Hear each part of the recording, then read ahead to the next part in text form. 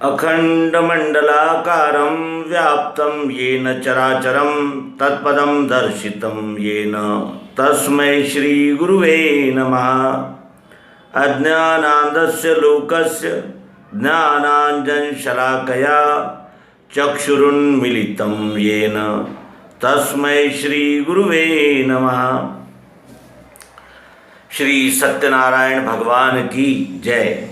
मित्रों, हम श्री सत्यनारायण कथा आध्यात्म विज्ञान की दृष्टि से इस विषय पर आपसे यानी सम्मुख है।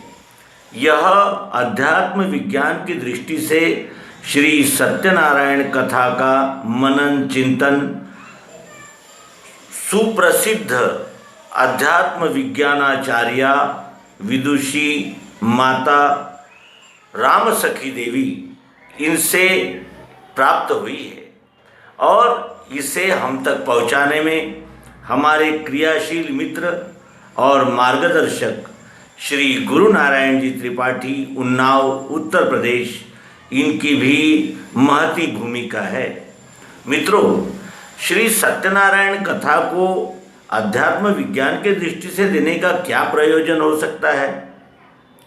वह यही प्रयोजन है कि जिसको हम एक औपचारिक व्रत कथा मान रहे हैं, वो औपचारिक व्रत कथा न रहते हुए ये अध्यात्म विज्ञान के यानी जिसे कहते हैं कि धारा को रूपकात्मक रीति से बांधकर जन जन तक पहुंचाने का ये माध्यम था, जो कालांतर में एक औपचारिकता बनकर रह गया और हमारे शुभ कार्यों में पूर्णिमा आदि शुभ अवसर पर हम इसका आयोजन करते हैं और इसके पीछे एक प्रकार का औपचारिक यानी जिसे कहते हैं कि परंपरावाद हावी हो जाने से इस कथा का सत्य छिप गया और वो सत्य छिप जाने से अब पूजा तो होती है, लेकिन उस पूजा से हमें जो प्रत्यक्ष लाभ होना चाहिए, अध्यात्म विज्ञान का जो परम लाभ,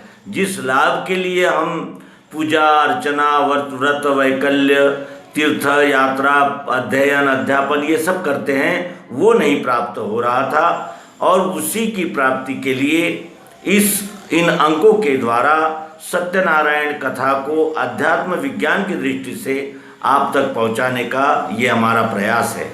इसके पूर्व में हम 2 अध्याय प्रस्तुत कर चुके हैं। आइए तीसरे अध्याय को जानें।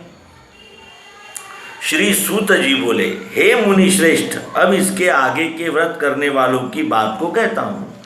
पिछले समय में एक बुद्धिमान जितेंद्रिय सत्य बोलने वाला उल्कामुख नाम का राजा था। वह प्रमुग्धा नाम की पतिव्रता स्त्री अर्थात आत्मा में चित्त की एकाग्रता से प्रसन्न चित्त की निश्चयात्मिका बुद्धि के सहित भद्रशीला नदी अर्थात सवृत्ति की प्रवाह रूप नदी के किनारे रहकर श्री सत्यनारायण का व्रत करता था।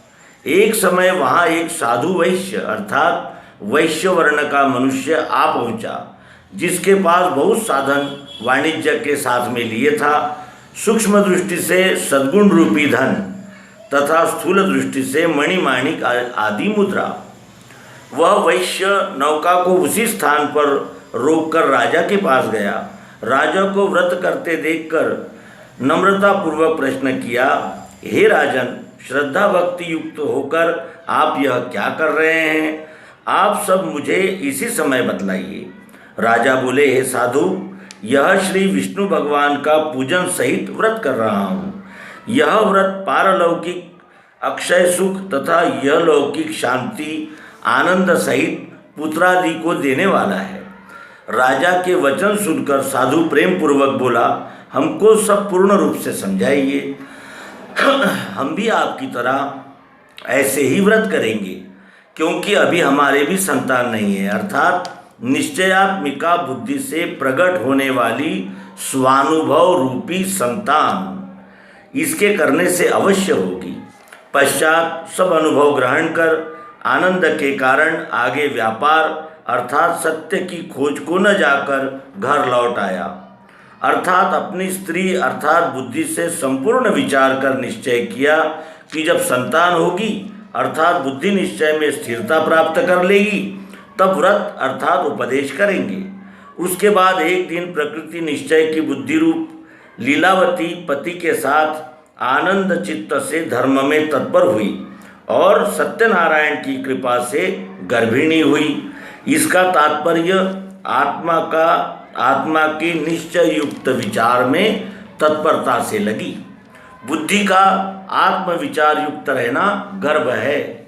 बुद्धि का आत्म विचार युक्त रहना गर्भ है। गीता 14वें अध्याय के 3 श्लोक के अनुसार मेरी योनि महद ब्रह्म, मैंने गर्भ वहाँ दिया, क्योंकि प्रकृति में आत्मा गर्भ रूप से व्यापक है।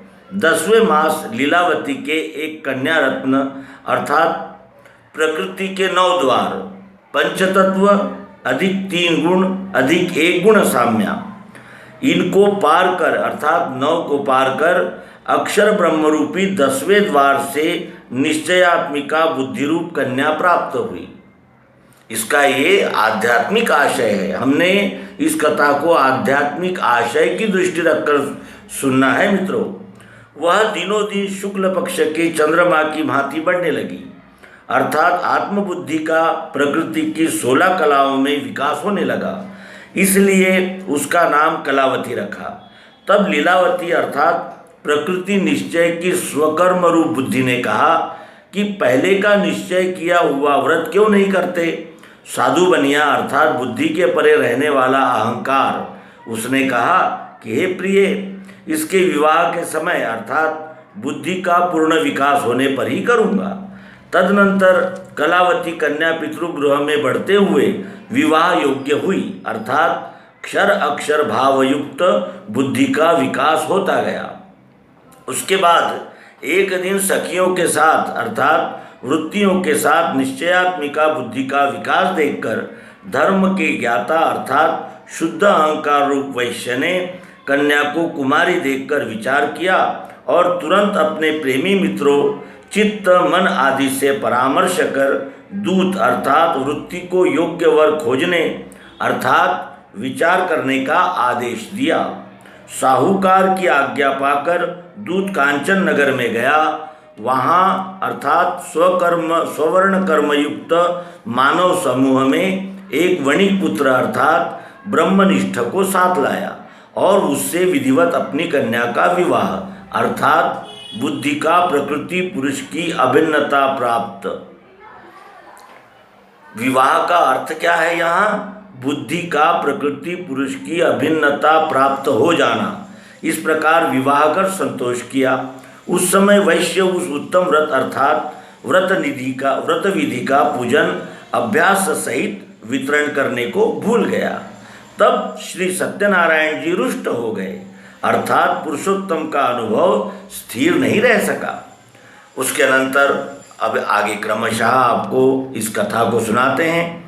व्यापार में चतुर बनिया अर्थात शुद्ध अहंकार कुछ समय बाद दामाद अर्थात अनुभव को साथ लेकर अस्थिरूप समुद्र के किनारे रत्नसागर नगर में व्यापार अर्थात अभेद विचार करने लगा। वे दोनों राजा चंद्रकेतु अर्थात परोक्ष ज्ञान के कर्म कांड में लगा हुआ मन। चंद्रकेतु का अर्थ क्या है आध्यात्मिक दृष्टि से? परोक्ष ज्ञान के कर्म कांड में लगा हुआ मन। ये नगर में गए। इसी समय श्री सत्यनारायण ने भ्रष्ट प्रतिज्ञा अर्थात धारणा शक्ति से रहित देख श्राप दिया कि इसे महान कष्ट हो, अर्थात मन के भाव में अभिन्नता का अनुभव नहीं होना। इस द्विविध गति में कष्ट या दुख अनिवार्य है। इसके बाद एक दिन कोई चोर अहंकर्ता चंद्रकेतु अर्थात मन का कुछ धन अर्थात मनन रूप धन लेकर वहीं आया जहाँ ससुर दामाद अभेदानुभव टिके अर्थात परा में स्थित थे। चोर राजा के सिपाही अर्थात मन की वृत्तियाँ आते देख धन को वहीं छोड़ छुप गए। सिपाही राजा का धन अर्थात कर्ता कर्म का भाव इन दोनों के पास देख राजा के पास ले गए। राजा की आज्ञा से दोनों को कठिन कारागार अर्थात स्वकर्माचरण त्याग कर्मकांड इत्यादि रूप जो कारागार है उसमें डाल दिया। सत्यनारायण के कोप अर्थात अहम ब्रह्म का भाव से कुछ न्याय बुद्धि में सदा सत्य का निर्णय नहीं हो सका। सत्यनारायण की माया से अर्थात प्रकृति अज्ञान से सब मोहित रहे और उनके पास का सब धन राजा ने ले लिया। सत्यनारायण की कोप से घर पर स्वकर्माचरण न होने से अशांत बुद्धि रूपी स्त्री दुखी हो गई और चोर चोरी कर सब धन ले गया। तब शारीरिक मानसिक तापों से युक्त अत्यंत दुखी हो क्षुधा और पिपासा शांत करने के लिए सबसे भिक्षा मांगने लगी अर्थात प्रश्न करने लगी। कलावती अर्थात निश्चयात्मिका बुद्धि कन्या भी प्रतिदिन साथ में जाती थी। एक दिन भूख से व्याकुल कलावती ब्राह्मण के घर गई। वहाँ सत्यनारायण का व्रत करते देखा। बैठकर उस व्रत विधि को प्रेम पूर्वक समझ प्रसाद पा कुछ रात्रि बीतने पर घर गई। तब लीलावती अर्थात प्रवृत्ति रूप बुद्धि कलावती से प्रेम पूर्वक कहने लगी, हे पुत्री, तू रात्रि में अब तक कहाँ रही? तेरे मन में क्या है? कलावती ने उत्तर दिया, हे माता, ब्राह्मण के घर मैंने एक व्रत देखा इत्यादि सब बातें बताकर वह वैश्य स्त्री अर्थात कर्म बुद्धि तुरंत सत्यनारायण का व्रत करने को तैयार हो गई और व्रत करके प्रार्थना की कि हे प्रभु, हमारे पति और दामाद शीघ्र घर लौट आए। हे प्रभु, पति दामाद का अपराध क्षमा कीजिए। उस स्त्री के व्रत से संतोष पा सत्यनारायण जी ने राजा चंद्रकेतु अर्थात मन को स्वप्न दिखाया। हे राजन, उन दोनों कैदी बनियों को प्रातःकाल कारागार से छोड़ दे और इन दोनों का जो धन अर्थात आत्मविचार लिया है वह सब दे देना, नहीं तो तुम्हारा राज्य धन पुत्र सहित नष्ट कर दूंगा। राजा से यह कहकर मन में यह भाव उदय होते ही श्री सत्यदेव अंतरित हो गए अर्थात परा में समा गए। चंद्रकेतु ने उन दोनों को देखकर छोड़ दिया और राजा उनसे बोला कि तुमको यह महान दुख दैव कारण से ही हुआ।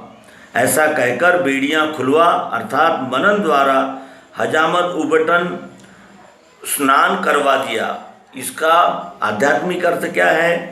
अर्थात जीव भाव के विकारों से स्नान, व्रत विधि का उबटन अर्थात कर्तव्य भाव की हजामत से निवृत्ति हो, वस्त्र आभूषण अर्थात तत्व विचार को देकर संतोष अर्थात अनुभव कराकर पहले से भी अधिक धन देकर कहा, अब अपने घर जाओ।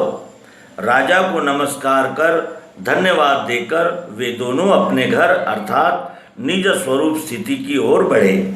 इस तरह हमने सत्यनारायण भगवान का ये व्रत तीसरा अध्याय हमने सुना और जाना। मित्रों, इस अध्याय को आध्यात्मिक दृष्टि से यदि हम देखेंगे तभी हमारा उस सत्यनारायण कथा को सुनने का ये परिश्रम सार्थक होगा। यहाँ इति श्री स्कंद पुराण अंतर्गत रेवाखंडीय श्री सत्यनारायण व्रत कथा का तृतीय अध्याय पूर्ण हुआ। सत्यनारायण भगवान की जय, विश्वरूप परमात्मा की जय। ओम शांति शांति शांति।